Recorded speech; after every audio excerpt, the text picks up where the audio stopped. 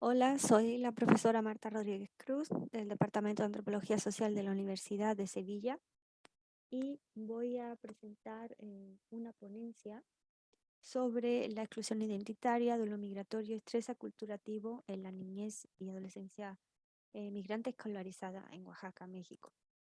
Durante las últimas décadas, los Estados Unidos han mantenido una política migratoria restrictiva con la movilidad, particularmente con respecto a la población mexicana que ha sido mantenida por el expresidente Donald Trump, especialmente a través de la deportación, ¿no? Mediante que se produce el retorno forzoso.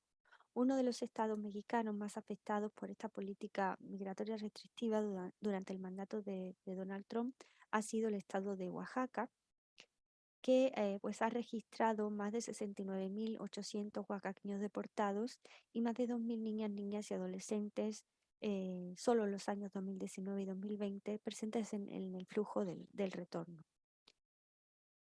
La deportación lo que ha hecho ha sido provocar, en los casos que yo voy a presentar, el regreso de toda la unidad familiar. La unidad familiar entera se ha desplazado de los Estados Unidos a México para evitar su separación. Sin embargo, si bien pues la separación familiar no afecta a la niñez y a la adolescencia migrante en estos casos, esta movilidad forzosa, sin embargo, pues sí ha supuesto una separación repentina del mundo de vida de referencia que conocía antes del proceso de movilidad, lo que pues a menudo desencadena un duelo migratorio múltiple y un choque cultural que puede derivar en estrés aculturativo en el contexto de migración o retorno. Entonces, el objetivo del estudio de la ponencia con estos antecedentes va a ser analizar cómo la exclusión identitaria de la niñez y la adolescencia migrante que llega desde los Estados Unidos a Oaxaca y particularmente a sus escuelas afecta al duelo migratorio y al estrés aculturativo en el proceso de reinserción o inserción educativa. Para la obtención de los datos en el terreno, pues se ha seguido una metodología cualitativa que ha integrado un trabajo de campo antropológico entre los años 2018 y 2020 en distintas escuelas secundarias y medias superiores de diferentes regiones de Oaxaca, principalmente en los valles centrales, la Sierra Norte y la Mixteca, porque en estas instituciones se registraron pues muchas niñas, niños y adolescentes migrantes. Particularmente se registraron 79 niñas, niños y adolescentes migrantes con edades de entre 12 y 16 años que llegaron a Oaxaca con sus padres deportados en el periodo 2017-2020. Para obtener los datos del estudio se aplicaron las técnicas etnográficas de observación participante, entrevistas semiestructuradas y análisis documental. Antes de pasar a los resultados, a la presentación de los resultados, quisiera hacer algunas acotaciones teóricas de partida, ¿no? Así muy brevemente. En primer lugar, referirme al duelo migratorio. La migración, sobre todo las separaciones que viven los migrantes, pueden ser entendidas como duelos porque son procesos emocionales dolorosos, ¿no? Por la separación que presentan con respecto a determinados objetos.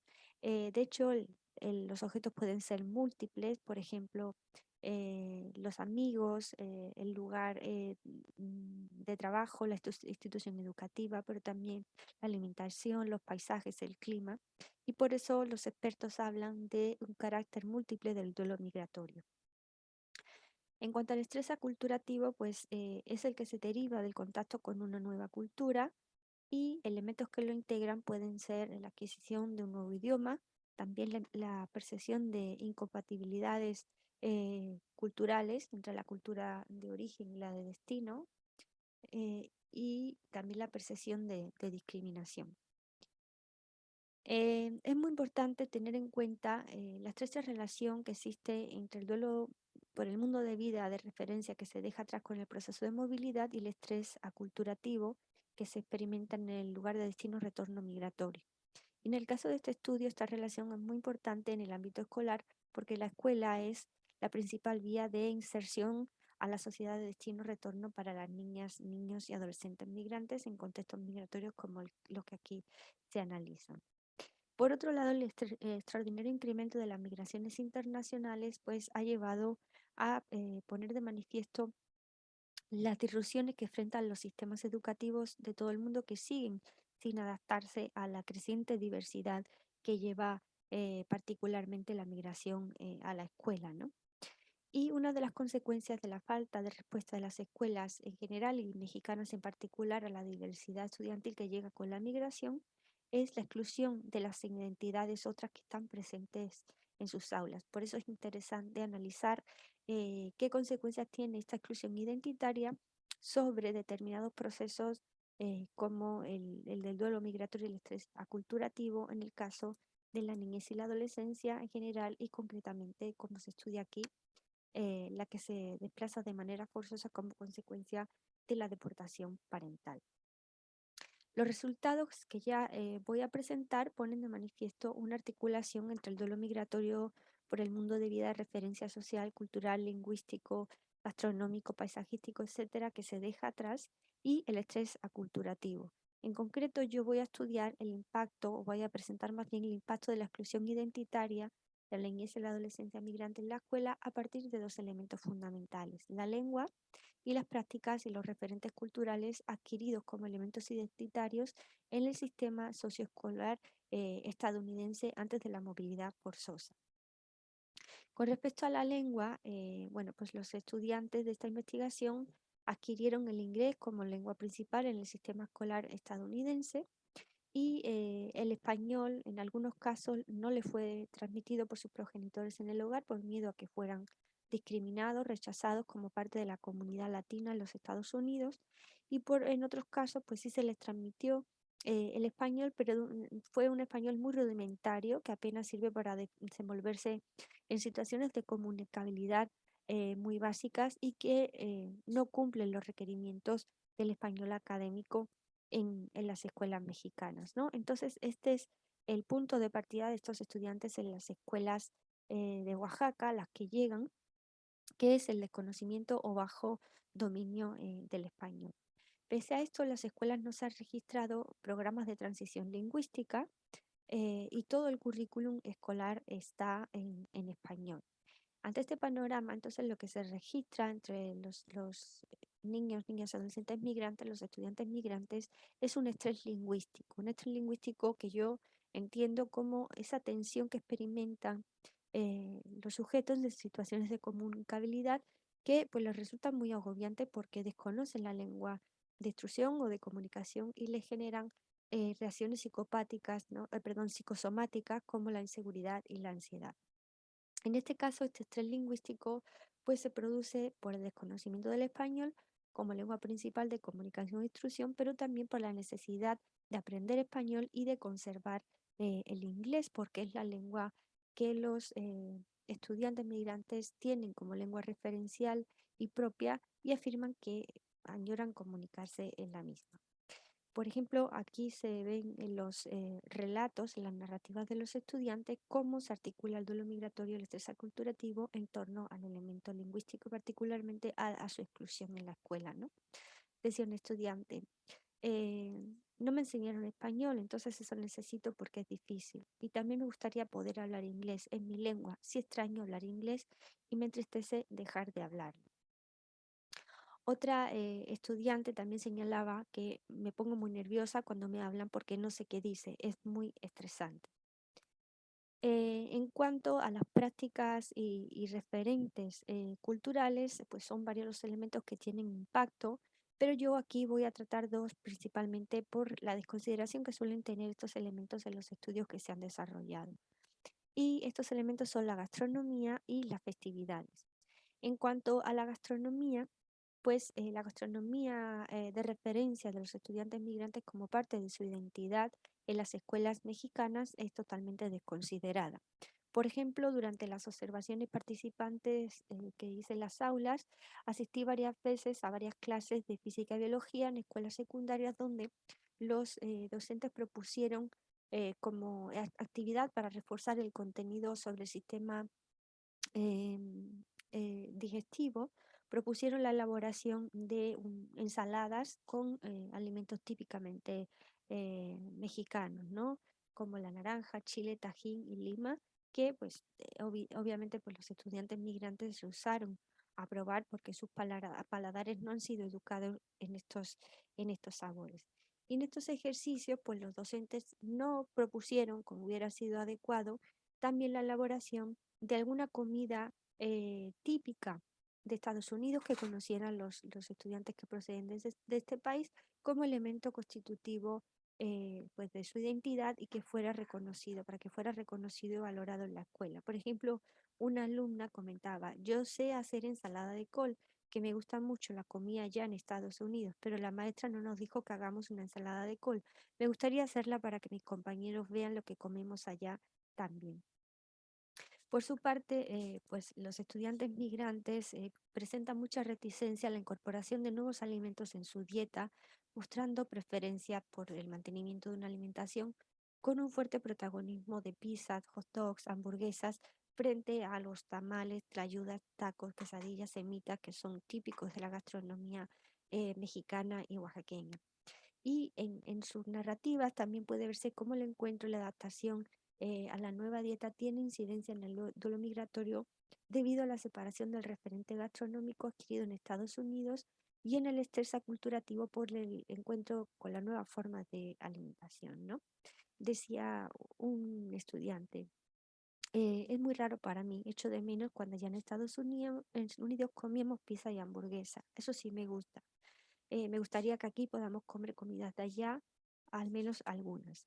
Otra estudiante decía también, no me gusta la comida aquí, lo paso mal y no me gusta ni sé cómo se comen estas comidas. Me estresa tener que comer cosas que no me gustan. En cuanto a las festividades, pues las dos festividades que adquieren mayor protagonismo en el currículum escolar de las instituciones que han formado parte del estudio han sido el Día de Muertos y el Día de la Independencia Mexicana. Y estas festividades son contrapuestas por parte de los estudiantes migrantes a sus equivalentes estadounidenses, del Día de Muertos frente a Halloween y el Día de la Independencia Mexicana frente al 4 de julio, que es el Día de la Independencia de las 13 colonias, ¿no? De la independencia de Estados Unidos. A pesar de que el Día de Muertos y Halloween pues se celebran en las mismas fechas y que Halloween es una festividad muy conocida en México, pues no se ha registrado ninguna actividad relacionada con la celebración de Halloween como parte de la identidad cultural de la niñez y la adolescencia migrante. Y al respecto, pues ellos señalan en sus narrativas. Lo que pasa es que yo crecí allá, entonces lo de los muertos no me gusta, tampoco lo entiendo bien. Me gustaría entender mejor y también que en la escuela haya las cosas nuestras de allá. Lo extraño.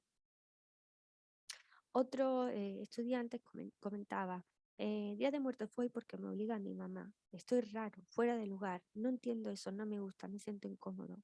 A mí me gusta Halloween y me gustaría hacerlo. Sí me gustaría hacerlo, se refiere en la escuela, ¿no? En cuanto al Día de la Independencia, pues igualmente se registra una contraposición. En las narrativas se refleja lo siguiente. Yo no soy de la independencia, soy del 4 de julio, I'm American. Nosotros allá celebramos la independencia de nuestro país. Aquí no tenemos nada de eso, solo se celebra lo mexicano, realmente lo extraño. Otra estudiante decía, a mí me gusta celebrar las cosas de allá.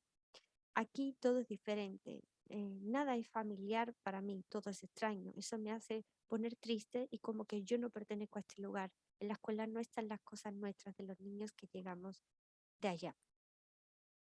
Ya para concluir, pues señalar que los resultados del estudio efectivamente muestran cómo la exclusión de las identidades migrantes en la escuela mexicana sitúa a la niñez y a la adolescencia en lugares periféricos, ¿no? En lugares marginales del sistema educativo, con impacto en los procesos de duelo y estrés aculturativo que experimentan por dos motivos principales. Primero, pues porque esta exclusión, basada en la ausencia de elementos de reconocimiento y de autoidentificación, impide a los estudiantes migrantes conservar elementos de su identidad de referencia, como hemos visto aquí, como la lengua, las prácticas y referentes culturales en la escuela, que se relacionan con la gastronomía y las festividades, como lo hacen sus compañeros no migrantes, ¿no? Y segundo, porque al no disponer de programas de transición lingüística y sociocultural entre ese universo de procedencia y de llegada, pues la escuela provoca fracturas entre estos dos mundos y desfavorece de esta manera una adecuada culturación que por otro lado pues podría ser menos hacer menos intenso también el proceso de duelo que alimenta el conflicto entre identidades. La inserción escolar, entonces, de los estudiantes migrantes en México está sostenida sobre rupturas identitarias y no sobre transiciones asistidas para que la identidad en el nuevo contexto pues se reorganice adecuadamente. Y estas rupturas, como hemos visto, alimentan el estrés lingüístico, el estrés aculturativo, el duelo migratorio, porque la propia aculturación puede ser en sí misma un proceso de duelo que implica la pérdida de lo que es familiar. Además, estos elementos pues esta exclusión, digo, puede tener como consecuencia la prolongación del duelo migratorio porque hay falta de referentes de autoidentificación y eso al final alimenta la añoranza y alimenta la idealización del mundo que se dejó atrás y como vemos también los resultados muestran que las afectaciones más frecuentemente, las afectaciones emocionales más frecuentemente registradas en las narrativas de los sujetos como consecuencia de esa exclusión con impacto en el dolor y en el estrés son añoranza, tristeza e inseguridad. Bueno, ya lo dejaré aquí. Muchas gracias y quedo atenta a las preguntas y a los comentarios.